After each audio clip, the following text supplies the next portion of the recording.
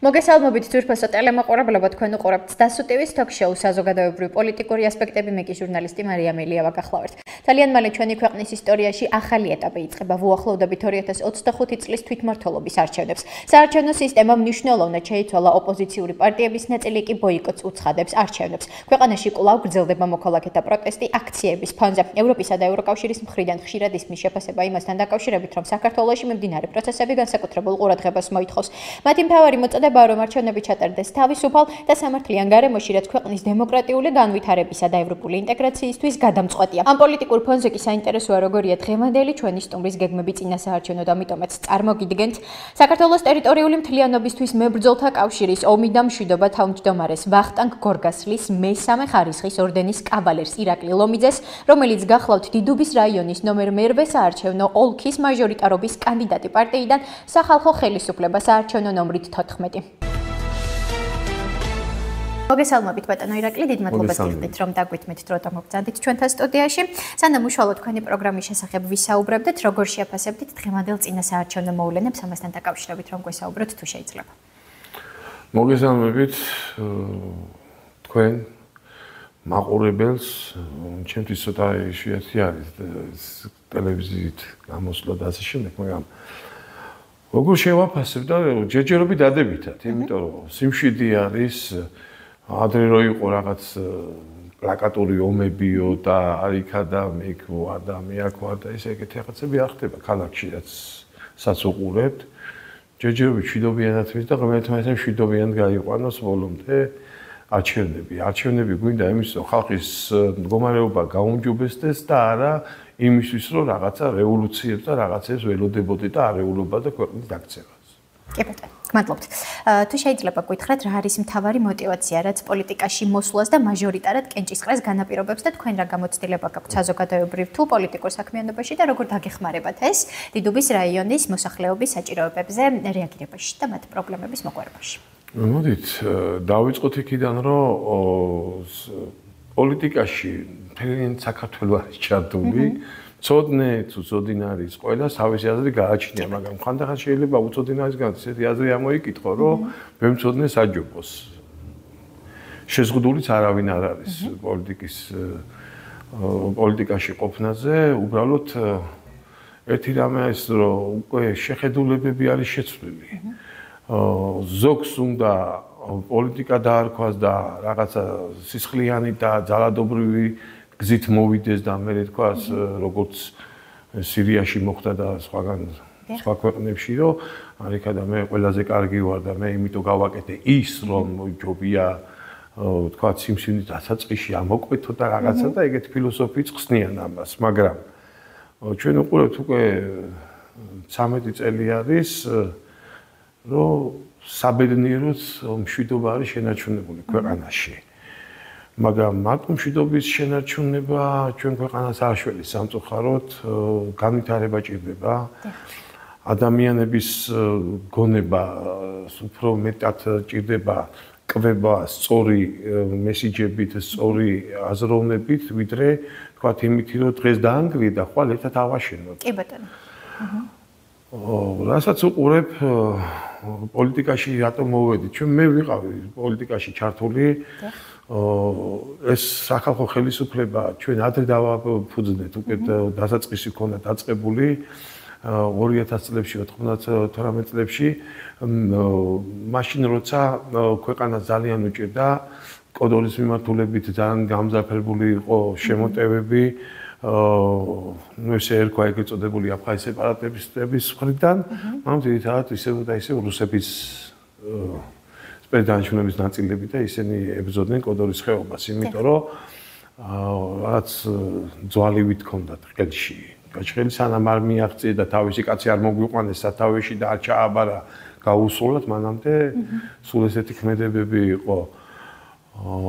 მაშინაც პოლიტიკაში ვიყავით, ეხა გვინდოდა არ გვინდოდა პოლიტიკას ვაკეთებდით ქვეყნისას. რა ის კოდორის მიმართულებას დავარქმევდით თუ პანკისის მიმართულებას დავარქმევდით თუ სადაც ეს არეულ სიტუაცია ქვემო ქართლი იყო, აგერ ფეთქებადი ტერიტორია, აფხაზეთი მონაგონი იქნებოდა ქვემო ქართლში, თქვათ მაშინ რომ დენტის კასაზე ვიჯექით ბატონი ლევან მამალაძე ხა დღესდღეობით ჩვენი საპატიო თავმჯდომარე არის და ლევანისთან უკვე მეგობრობა მაკავშირებს, მithumetet ძებნილობებიდან და იქიდან გამომდინარე ბატონ ლევანი შეინაჩუნა ქვემო ქართლი და ისე მოატრიალა რომ ქართული ენის სწავლა დაიწყეს და სად ქონდა სააკაშვილის ხუთჯვარიანი დროშები ჩვენ მონარქისტული პარტიის ხუთჯვარიანი დროშები რო ჩამოვკიდე და გაკვირვებული გვიყურებდნენ აზერბაიჯანული მოსახლეობა ასაკეთებთო და მე ღვთისწყალობით ტაძრების შენევრებას დაიწყო ყველაფერი და ინტეგრირება ისე გაკეთდა უმტკივნეულოდ მთლიან საქართველოში ქვემო ქართლის რომ დღეს ალბათ აზრათაც არ მოუვათ რომ რაღაცა ტერიტორიულ მთლიანობას რაღაცა ის შეეხოს რა საკითხი ქვემო ქართლიდან გამომდინარე კოდორის მიმართულებასაც შეეხება ну ეს გმირი ხალხი ამდენი ხანი ინარჩუნებდნენ კბილებით ამ ტერიტორიას რა ვიცი მაშინ არ ქონდა სახელმწიფოს ის საშუალება მხოლოდ და მხოლოდ ჯარის რესურსით შეგვეძლო მაშინ დახმარება ამიტომ ჩვენ ჩამოვაყალიბეთ საქართველოს ტერიტორიული მთლიანობისთვის მებრძოლთა კავშირი ომი და მშვიდობა გაერთიანებული ვიყავით ძველი მებრძოლები აფხაზეთის გამოვლილები პარტიზანებში გამოწვდნილები და შეუერთდით მონადირის ბატალიონის დახმარების მიზნით ну პირველ რიგში მომარაგებით დავიწყეთ მომარაგებაში შედიოდა პროდუქტები ზამთრისთვის იმიტომ რომ იქ გზა ჩაიკეტებოდა არც ავტომანქანა ისედაც სამხედრიანზე ნაკლები მანქანა ვერ გადადიოდა მარტივად ფრენებით იყო საშუალება და ეგრეთ წოდებული მინი თვითმფრინავი კუკურუზნიკებით შექონდა ხოლმე პროდუქტები და რა ვიცი რაც იყო საჭირო მაშინ ხაც არ დავკონკრეტდები თვითონ შესანარჩუნებლად კოდორის ხეობის ქალბატონი ნორა კვიციანი შემდგომში დედაქეთევანი უძღვებოდა იქ ძალიან არჩინებულად ყველაფერს იყო მარაგი გაკეთებული სწორი გადანაწილება რადგან მე სააკაშვილის თავრობე ედავებოდა ფქვილიო თუ მარტო შენ გიდო და გეჭამა ოსხებისთვის არ გინდა და დაგერიგებინეო და მაშინაც სამწუხაროდ გამოჩნდნენ კოდორშიც ის ისეთი მოაზროვნე ადამიანები რომლებმაც სიკეთეს ხაზი გადაუსვეს და ნორადეიდა 7 წელი და ნახევარი გამოკეტილი ყავდათ და მე როგორც დედაქეთევანი ისი აღესრულა და ღმერთმა გაანათოს მისი სული რა მამა გიორგი უჩიანის დიდი წვლილი იყო მაგაში რომ ნორადეიდა ქალბატონი ნორა დედაქეთევანად აღესრულა მისი ბიჭი კიდევ ძებნილობაში არის ის კოდორის ხეობაში არის და ძალიან დიდ საქმეს აკეთებს კოდორის ხეობაში აფხაზური დასახლებები არ გაჩნდა და რუსული დასახლებები არ გაჩნდა რა ეს არის ისევ ამ ოჯახის კვიციანების ოჯახის ვიტყვიან დამსახურება დღესდღეობითაც საქართველოს მოსახლეობამ არ იცის იმდენი რამე კეთდება ხელისუფლების დაუხმარებლად ჩვენი ინიციატივებით კოდორის მიმართულებით და აფხაზეთის მიმართულებით, იმიტომ რომ ეს ჩვენი ტკივილი არის, ეს არ არის როგორც ახლა მოჩვენებითი ტკივილი არ არის, ეს არის ჩვენი ქრონიკული ტკივილი აფხაზეთი და კოდორის ხეობა და ღმერთმა ქნას და მალე დავორნებულიყავით ყველანი ერთად მე თბილისელი კაცი ვარ რა არც სოფელი გამაჩნია არაფერი და მეგობრები მეხმარებიან ხოლმე ლომიძე კი არა ლომიანი ხარ მე მგონი რა გასვანებული ხარო რა იმდენად მიყვარს იქაურობა და იქაური მოსახლეობა აი თითეულს სულში უძრები რო იტყვიან რა მე გახლავართ გასხოვებული ადამიანები არიან რა კი მე ვარ აფხაზეთიდან და ანუ კი საიდან ზამები გალიდან კი და გეტყობათ ანუ გულწრფელი საუბარი გეტყობათ აი ხარი ხო რა ვქნა აი რაც ვარესა ვარ რა ცხოვრებაში სამი რამე ვისწავლე ორი რამე ვისწავლე რა ერთგულება და მეგობრობა და ღმერთმა ამის გარეშე ნუ მაცხოვროს რა პირველ რიგში უფალთან ერთგულობდა მეგობრობდა და ანჩენი მე ნუ კი საკმაოდ დიდი გამოცდილება გაქვთ როგორც მე მივხვდი საქართველოსთვის ერთ-ერთ რთულ პერიოდში ხო და ეს არის აი პოლიტიკაში მოსვლა კი არა პოლიტიკიდან არ წავსვლათ პრინციპში და ეხლა ვინ ლამაზად საუბრობს ხალხთან და ვინ ლამაზად იტყუება თუ რაღაცა მონდომება აქვს თუ რაღაც ეს სხვა საკითხი არის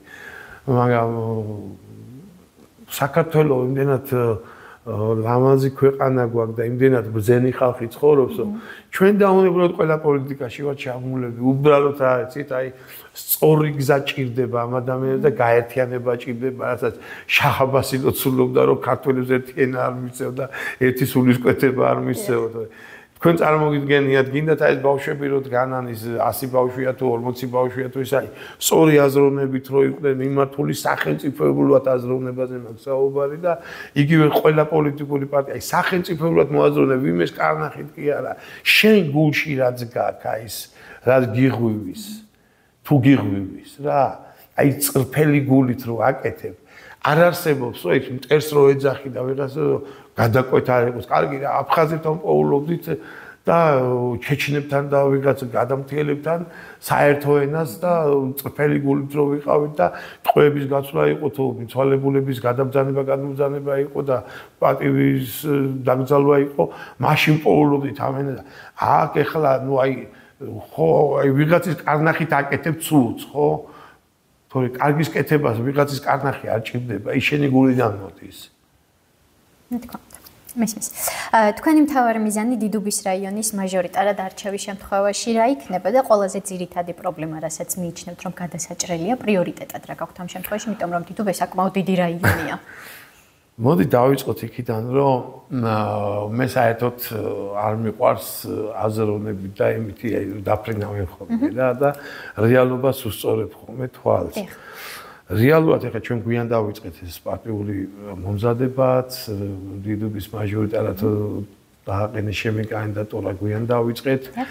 ამიტომ თვალს უსწორებ რა რეალობას და არც გული არ მწყდება რა. ჩემთვის არც თქვათ თანამდებობა და რაღაცა გადამჭრელი ჩემთვის არ არის რა. ჩემთვის თავარი არის ვინც იქნება იმასთან ის საერთო ენა გამოვნახო, რომ რაც ჭირდება მოსახლეობას, ის გაკეთდეს. მოდი აი აქედან დავიწყოთ რა საუბარი რა. იმიტომ რომ ეხლა ოცნება იქნება თუ ვინმე ღირსეული სხვა კანდიდატი იქნება, თუ მე ვიქნები, ღმერთმა ქნას ავიცი არაფერი არ არის გამორიცხული, მაგრამ მე თუ არ ვიქნები, მე ის ურთიერთობა უნდა მქონდეს იმ პიროვნებასთან, რომ რა საჭიროებაც შეეხება მოსახლეობას, ადგილობრივი თვითმმართველობის არჩევნები, რადგან სტარდება და თვითონ გულის ტკივილი რაც აქვს ხალხს, ის მივიტანო მაინც იმქამდე. ის შუამავალი ხიდი მაინც ვიყო, მე თუ ვერ გადაუწყვითავ, გადავაწყმეტინოთ მაინც რა.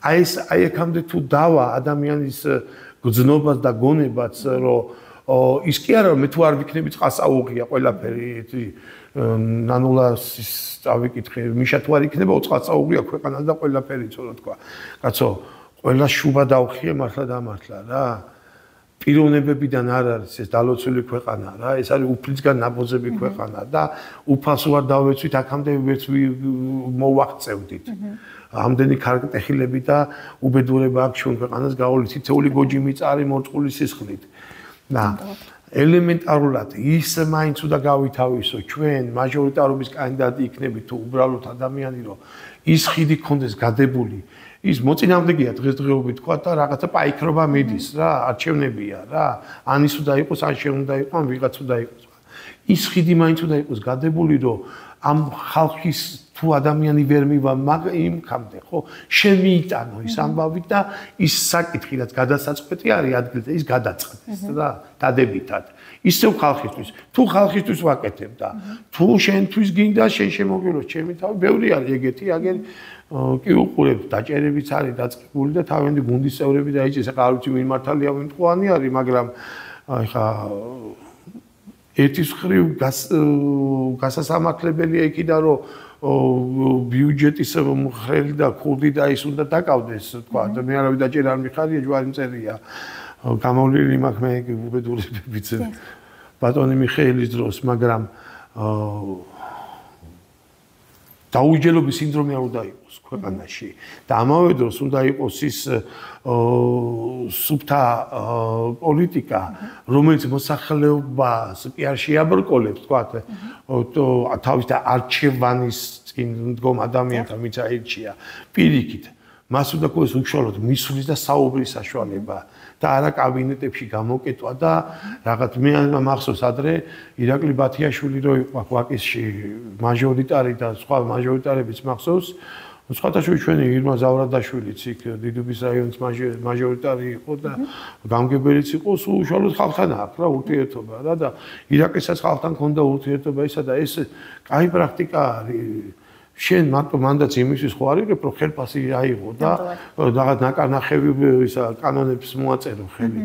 შენ ხელფასი იმიტომ იყებ, შენ შემოგივლი და იმიტომ აგირჩია ხალხმა, რომ უშუალოდ ხალხთან უნდა გქონდეს ურთიერთობა, რომ შენ ზემდგომ ორგანოებში ვინც არიან, თქვა პრემიერი არის თუ მინისტრები არიან და მათლა ფიზიკურად არ აქვს საშუალება ყველა შეხვდნენ, ხო?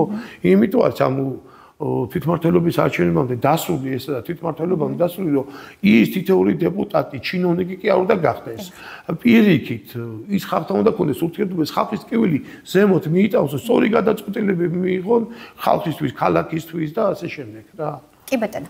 მაინტერესებს თქვენი გეგმები როგორი არის?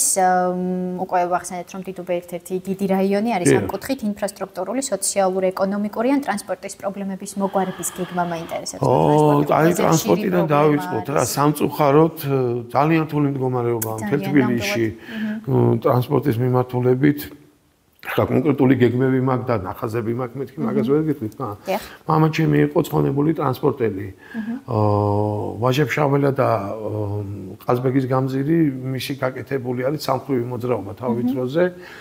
დაახლოებით 20-მდე ის არის გასასვლელები ერთმანეთში რა. რაც სამწუხაროდ ახლა ვერ ვიტყვით, იმიტომ რომ ვაკეში თუ თავში დადექი, ბოლომდე სანამ არ ახვალ ვაკის პარკთან მოსახვევი არ არის. ეს არის ძალიან ცუდი. ატენის ქუჩიდან ამომავალი მანქანა თქვა ელემენტარულად მარცხნივ ვერ მოუხვეს და რაღაცა. ეს სვეტაფორები რო დგას ამდენი, შუქნიშნები რო დგას ამდენი, ისე მაინც და გადანაწილებული ყო შუქნიშნები, რომ რაღაცა მანქანებითი შეღავათი გაეკეთებინათ.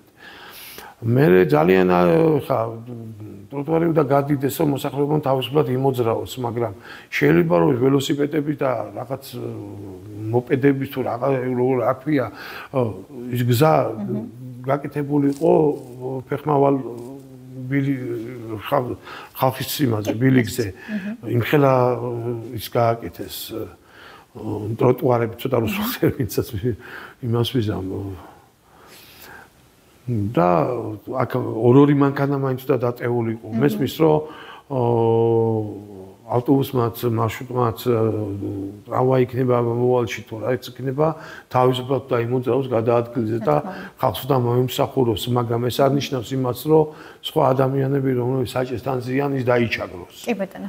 როგორც ახლა სიგარეტის მოწევაზე მოიღეს კანონი, რომ არ უნდა მოიწიოს, არ უნდა იმას, მაგრამ იმ წეველი ადამიანი, რომელიც თავს ვერ ანებებს, იმ არ აღაქნას. თუ ერთის უფლებას, თქვათ, აფართოვებ უფლებებს, მეორეს უფლებებს დატოზღუდაო.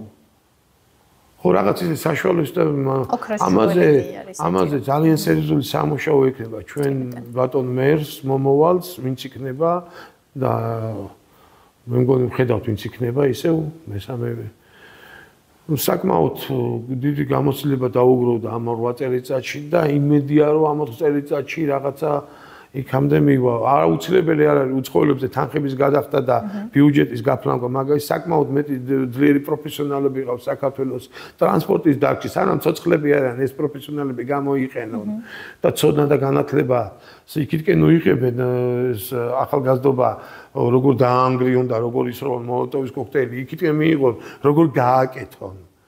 ეხლა შეიძლება ეხლა ქალაქის მერმა ლამაზად ისულოდეს გაკეთება, მაგრამ აუცილებელი არის შუაში ბეტონის სიზმრებში ეს ტყე-პარკების გაშენება, სადაც ხიბადობა აღარ არის და შეიძლება უფრო დიდი საშუალება იყოს ავარიის. ამიტომ რჩევლებად თუ არა და ტენდერი მაინც გააკეთონ, რომ ვიღაცა პიროვნებები, ჯგუფები დაждდნენ და ერთიანად დახაზონ ჩვენი ქალაქი ვინც იცის რა უნდა გაკეთდეს და აი ამ ბევრი პროექტიდან ერთი რაღაცა პროექტი საერთო გამოიყვანონ და რაღაცა განწვრთვა მოხდეს რა.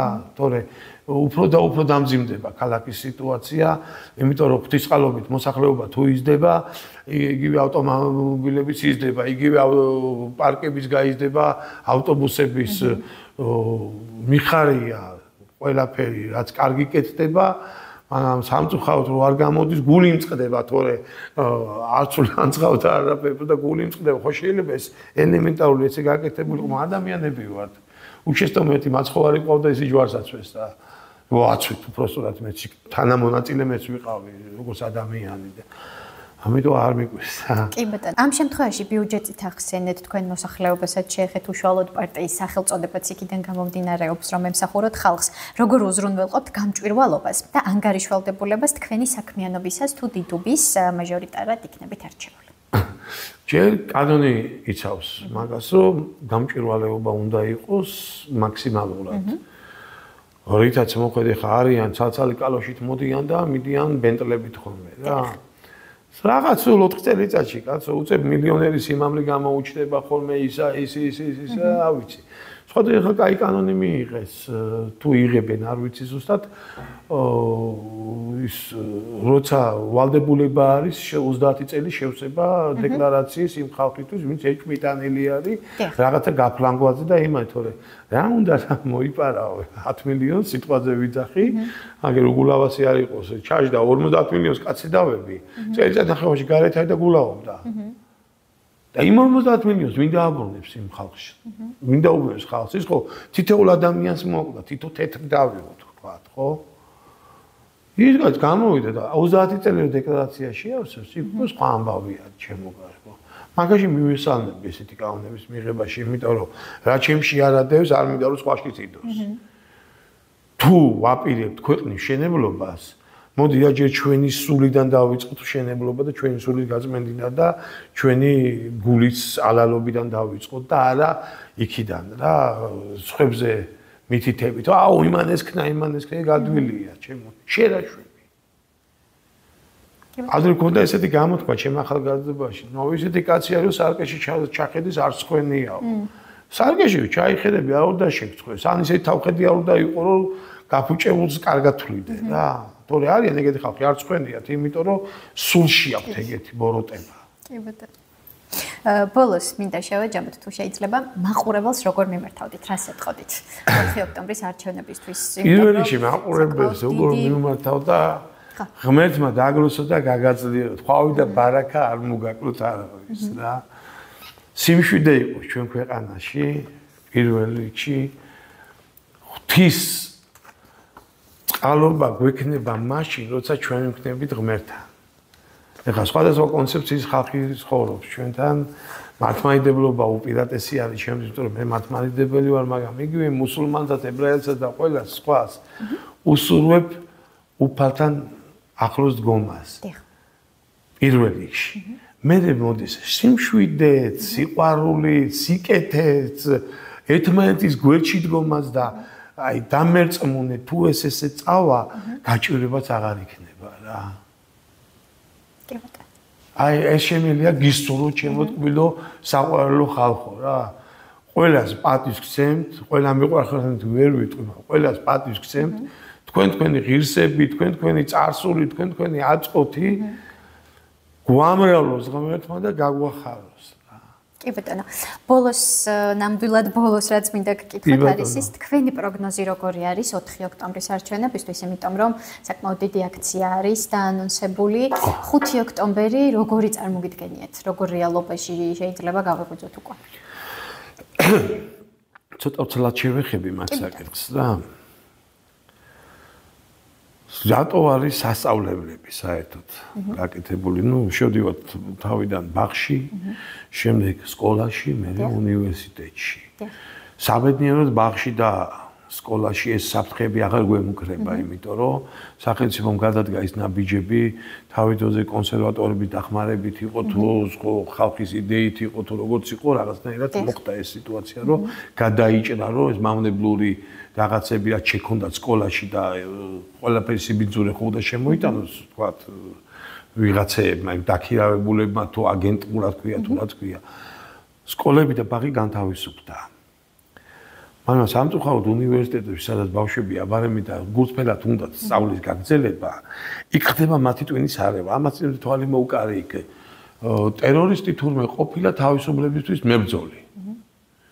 მე აქამდე ჩემი თავი მეგონა თავისუფლებისთვის მებრძოლი და დამოუკიდებლობისთვის მებრძოლი.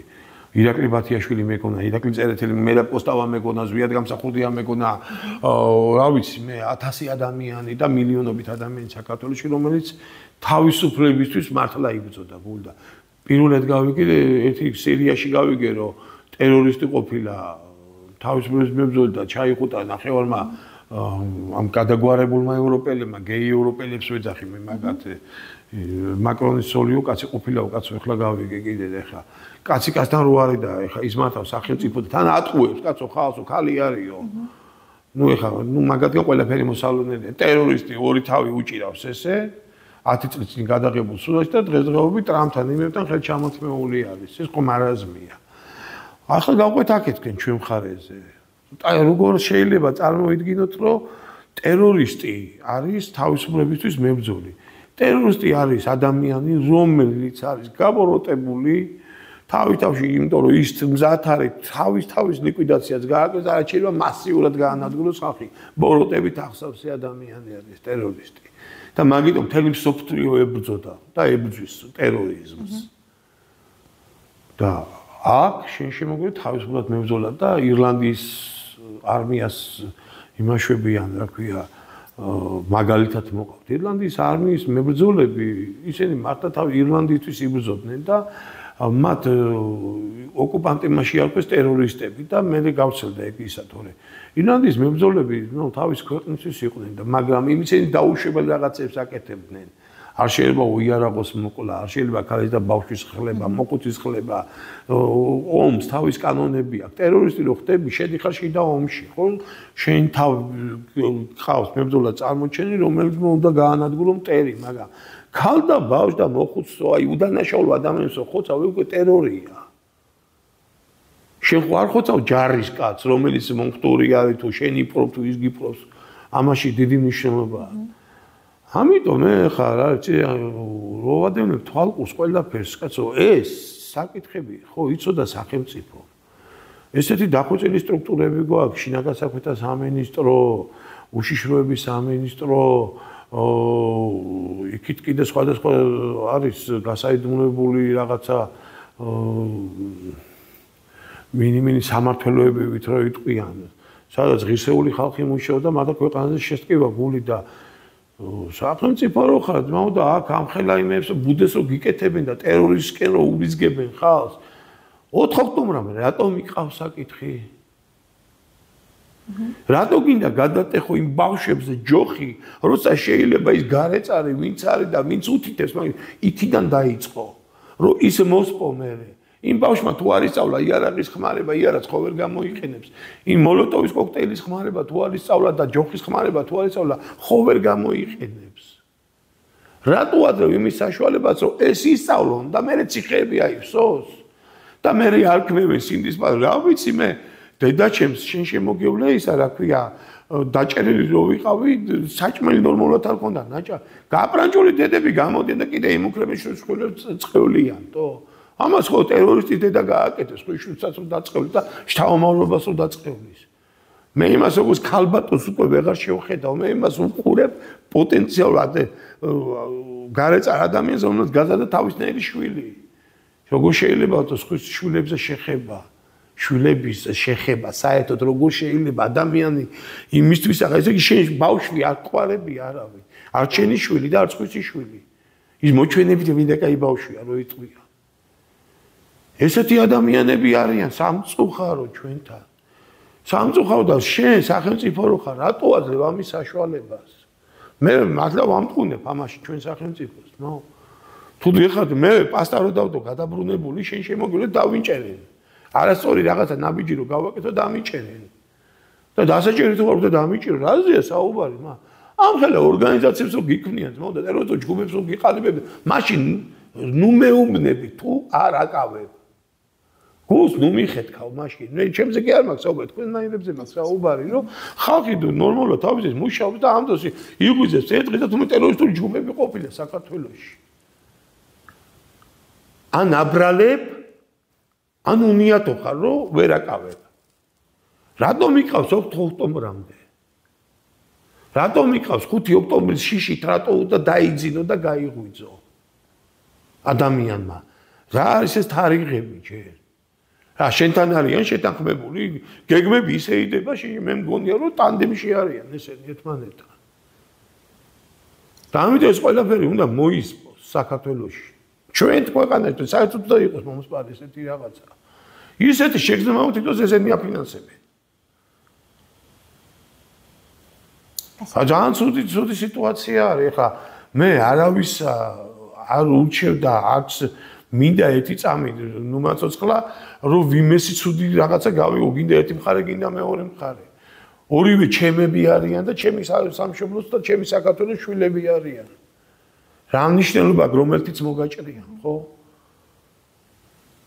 რატო უნდა იყვნენ ერთმანეთის თან როგორ ვიღაცა გოგო სანდო თუ მანდო თუ ვიღაცა რა ვიცი და უცხოეთიდან კარნახობენ გესმის უკვე ისე გათავხედნენ ჩამოსვლა კი არ უნდათ ახლა იქიდან კარნახობენ და იქ მამაოები ჩაითრიეს და ისინი ჩაითრიეს ღმერთმა ნუ გამაკითხინა კაცო ჩემი თავმა გასაკითხი რა თელი ცხოვრება არც იმ მამაოს გამიკითხა ის საპატრიარქო იმას მიხედავს და სამართალდაცვები ამას მიხედავენ მაგრამ ჩვენ როგორ შეიძლება ვიღაცამ რაღაცა გიკარნახოს რა და იქიდან მოძღვროს და შენ რა ვიცი გონება არა გაქვს გული არა გაქვს არაფერი არა გაქვს ნანახი რომ ადგე და ავტომატურად გააკეთო ისაც იმან გიკარნახადო არ შეიძლება ესა ეხლა მიშკმალეს ის დამფინანსებლები ვინც არიან ვინც თავი დროზე ამ არასამთავრობოებებს აფინანსებენ და გამოიყვანეს ქართველი ვიღაცა გარეწრები და ვიღაც ბეროზაშვილი და ვიღაცა ეხლა გვარებს კი არ ვიხები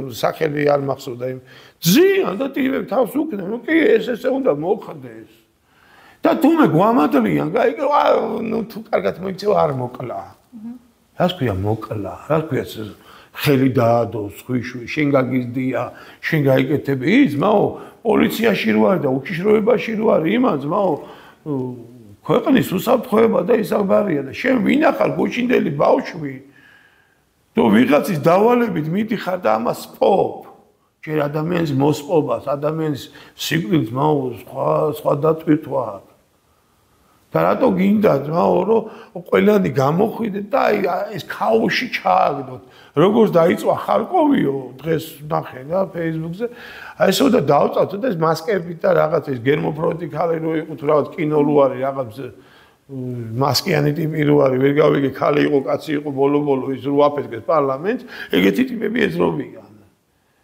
და იქ მე კი იმას გვიკითხავენ თურმე რომ ხელის ჩამართვე მარშების არა ქურდულია რა იცით ვაფშე რა არის ქურდული და არა ქურდული და ვაფშე ცხოვრება რა არის რა იცით თქვენ ეხლა გახდა ყველა ძველი ბიჭი ძველი გოგო ისინი გავგიჟდე რო ვიყურები ხანდახან ჩემი წარსული ცხენია ისეთ მაგათ რა უთხარი მე რომ ჩემი წარსული შეწყოს მაგრამ უბრალოდ გაუგნებული ვარ რა და ჩემნაირად უმრავლესობა ფიქრობს ჩვენ ასად არ წავსვლა და ასე აფხაზში ნაუმრები და ავღანეთში ნაუმრები და ისინი იარაღს აიღებენ და ანიზა და არ შეუტევენ ეგ თუ ხალია იქ კაცები გვერდზე დაუდი ვინ შეუტევს თო ვინმე ნორმალური ადამიანი ვინც აფხაზში სისხლი აქვს დაღვრილი ქართლზე აღმართავს ხელს რა ჩვენ გამოცდილება გავიარეთ საქართველოს მოსახლეობა მე ჩემ ნაუმარ ძმებზე ვიძახი კაცო ყველა ძმები ვართ ნაუმარები ვინც ავართ ღირსეულ მეომრებზე მაქვს საუბარი მე არა მაქვს ვიღაცებზე ძალით ჩუმად რო აქვს ვეტერანობები გაკეთებული მე ვიძახი ყველა მებრძოლზე ვისაც ბრძოლაში აქვს მონაწილეობა მიღებული აგერ ოპოზიციაში ჩემი გუთუ ჯღამაია მე ვენაცვალე მაგას ვაშკაცი ბიჭი არის მაო და მე მახსოვს მაგისი კაცობა და ისა იუპიტერის ისა რა ქვია აფხაზეთში და შემდეგ მე პარტიზანობა იყო თუ რა იყო იქ ბევრი ოპოზიციაში ისე ღირსეული ბიჭები არიან ის როგორ იკადრებს ქართველზე ხელის აღმართას ჩვენ ვიცით საერთო მტერი, ქვეყნის მტერი, ღმერთის ღვთის წინაშე ვინ წავა ყველა მტერი არის, იმიტომ ის ემსახურება ბოროტს და შენ ვინ მოგცა უფლება ჯერ ასახელები იქა ბიჭე. თუ ეხა მიშა ზონდერები უნდათ გამოიყოს დიდი სიამოვნები მე დაუდგე, პოლიციაც გაიწიოს, ჩვენ დაუდგეთ მიშა ზონდერებს. და გულს მაინც მოვიფხან რა მაგათ, ისედაც მაგაძემა გათვლილი ყველაფერი და რასაც აკეთებდნენ. აგე შევიდე სამსახურებში და სიმსივნე დამართეს ერთი 4-5 წლის წინ ისეთი რაღაცა გამიკეთეს. გადაჭრილი ვარ შუაზე, ომში არა მაქვს, იმხელა ჭრილობები მიღებული ამათ ხელში რომ მივიღე. მიშა ზონდერებისგან ზუსტად. სტრუქტურებს შეეფარნენ და დღესაც ხელს აფარებენ მაგათ. მაგამდე მივალთ, ჩემზე არ არის აქ საუბარი. აქ არის ქვეყანაზე საუბარი. რა გაგიკეთებია, რა გიშენებია, რა ხედაგებია, რომ შენ გინდა ჩემ შვილებს მომავალი მოუკლადო. მე არ დაუშვებ მაგას. მე პარტიას მეორე ხარისხოვანია ჩემს და ყველაფერი საერთოდ რა. თუ ჩემ ქვეყანას ეხება. ბოროს არ შევეკვრები რა, მე ღმერთის ხარეს ვიდგები ყო, მარტოც რომ მომიწიოთ, მარტო ვიდგები ღვთის გზაზე რა. და ამ ბოროტებას წინ აღუდგები რა და ყველა ახალგაზრდას მოგიწოდებთ, შვილებო, ძმებო, დებო, რა ვიცი. თქვენ თავებში ჩაიხედეთ რა. რანაბიჯის გადადგმასაც აპირებთ ხვალე, ხო, თუ ზეგ იქნება, თუ როცა იქნება, ჯერ თქვენ თავს კითხეთ. ეს მისაღებია შენი დედიკოსის და მამიკოსთვის პირველ რიგში, რომელმაც გაგზარდეს, შენი საყვარელი ბებიასთვის და ბაბუებისთვის და ასე შემდეგ. პირველ რიგში თქვენ თავებში ჩაიხედა, მერე გააკეთეთ გასაკეთებელი. ისი არა რომ ვიღაცამ გითხრა. შენ თავში ჩაიხედე. 15-10 წუთი დაუთმე. ლოცვით დაუთმე თუ ისე დაუთმე თუ როგორ გულით დაუთმე. ღმერთი აუცილებლად გიკარნახებს რა სწორ გზას რა. და არ უნდა გჭირდებოდეს ხუთში როგორ გავიღვიძებთ ვიღაცების დაკვეთებს და იმებს არ უნდა უყურებთ. ზოგიერთი იქაური ლიდერი ბიძარი, მამე იმის ბიძობა ცხოვრებაში არ მახსოვს, ბანების და იმეების. დღესო საქართველოს ბიძობა და მამობები რომ მოინდომეს რა. კი ბატონო. ეს არაფერს არ მოხდება რა. სახელმწიფო უნდა იდგეს თავის ადგილას. გინდა შენ შემოგივლე თავრობაში მოსვლას, კეთილი ინები და გააკეთე ისეთი ადამიანური საქციელები, რომ ხალხმა მიგიღო და ხალხმა აგირჩიოს. თორე იყავი და გადაგირჩიეს. და ღმერთმა დაიფარო, მაგრამ დიდი სისხლი არ დაიყვარა.